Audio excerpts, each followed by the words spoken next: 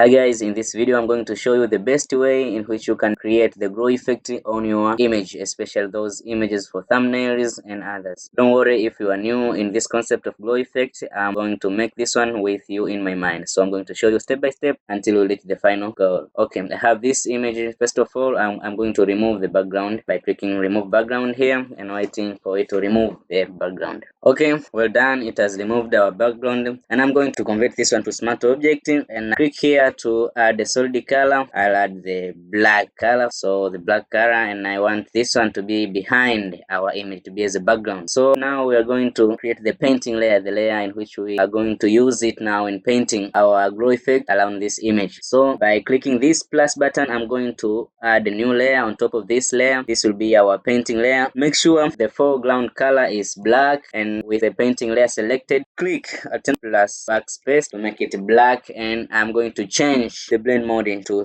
clean. So we're going to add gradient map layer on top of this one, so we're going to paint with gradients. I want to choose here a good gradient for me. I select this, but I want to just adjust something, change maybe color here. Yes, maybe this color. Then can choose the other one from here. Yeah, this one. I'm going to use this gradient, so I'm going to click OK. After there, now I want to invert this gradient map layer. So by clicking this one here, invert like this. After inverting, now we are going to our painting layer and start painting our glow effect around our images. So by clicking on the brush tool, I want to make here a little adjustment. I will leave flow to 60, opacity 100 is okay, smoothing let it be only 10 is good. I will reduce the brush size as much as I can, maybe 25. You can just reduce it by holding the brackets on your keyboard, the opening brackets, and I'm going to paint with this 25 size. Make sure the hardness is also 0. Before you start painting, make sure the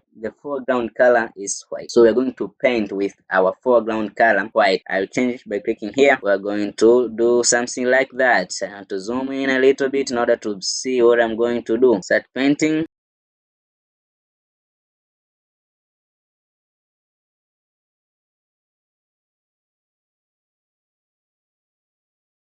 Well, we have finished the painting, and now we are going to make this one as a smart object. So I am going to right click to open option, and I want to convert this one to smart object. After converting it to smart object, now I'm going to filter and stylize. Within stylize, I'm going to choose oil paint. I'm going to leave everything at 10, 10, 10, 10, 10, everything to the light, and I click OK. Cool. Now we can see our glow effect has already made. So the oil paint is going to make the smooth edges as we want. So after here, we're going to copy these two layers, the gradient map layer and the painting layer. So I'll click Control and select also this one. I click Control plus J to duplicate. After duplicating this one, I want to drag this one behind our images so as to paint also the background by using the same painting layer like that. And in order to paint the background now, I'm going to fill this layer with the black color. In order to make it clean, I also stylize the layer style. It is clean now, and I'm going to choose now the brush tool and make it as large as I can. I'm going to just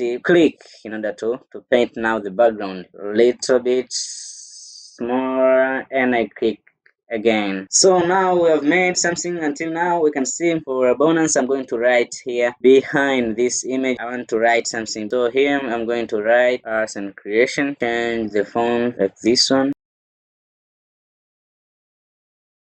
So I'm going to choose now the text. I'm going to change the blend mode to overlay and see what we have done. I'll add a little bit strokes, reduce size, drop shadow. From this stage now, I want to convert to smart object everything. So I click Control Shift and select all layers. I convert them all to smart object. After converting to smart object, I want to filter, add camera raw filter. Cinematic view number 7. To me, this one is okay. So I'm going to select this one and click OK.